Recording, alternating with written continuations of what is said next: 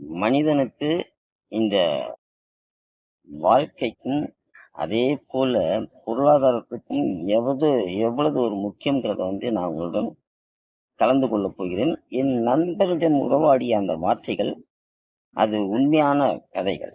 அதை உங்களிடம் கூற நினைக்கிறேன். எப்படின்னா, இந்த சம்பந்தம் இருக்குது பார்த்தீங்களா? சம்பந்தம், திருமண சம்பந்தம் நல்ல வகையில படித்து கிடித்து நல்ல ஒரு பதவியில் இருந்து நல்ல ஒரு போஸ்ட்லயோ இருந்து இருக்கும் நபர்களுக்கு எவ்வளவு பெரிய ஒரு மதிப்பு இருக்கிறது நான் உங்களிடம் கூற நினைக்கிறேன். அதாவது எனது நண்பர் ஒரு 2 நாளாவே முகம் சுருங்கி போய் வாடி போய் மனசில் ஏதோ ஒரு கவலை இருப்பது போலயே வந்துகிட்டே இருந்தாங்க. அப்ப நான் கேட்டேன், ஏன் இந்த மாதிரி இருக்கிறீங்க அப்படின்னு கேட்கும்போது, 2 நாள் என்னோட சரியான முறையில பேசல. நேத்து என்ன பேசுறாங்க.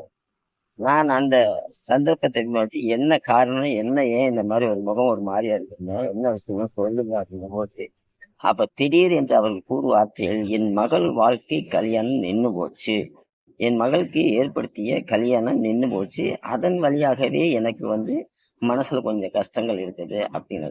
அப்ப இந்த இடத்துல தான் நான் சொல்லுவேன், என்ன விஷயம் அப்படிங்கும் போது, அதாவது மாப்பிள்ளை டாக்டர், ஆனா 500 பவுன் வேணுமா? நல்லா இந்த உடல் மண்ணால செய்யப்பட்ட உடல், மனசு சம்பந்தப்படக்கூடிய ஒரு உறவு முறை.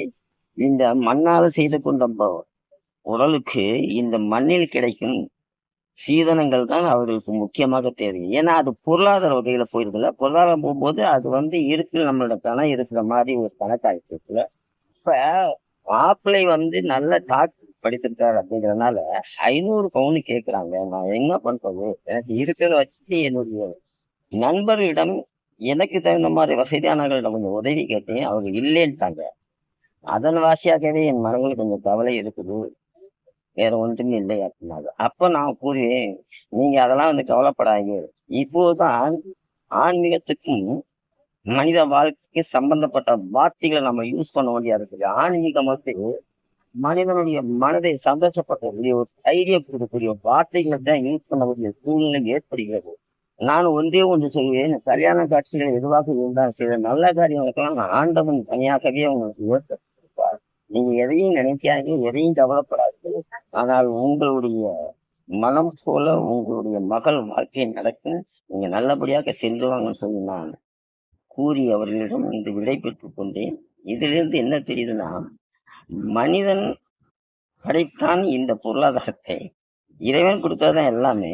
ஆனா அது பயன்படுத்துற முறையில்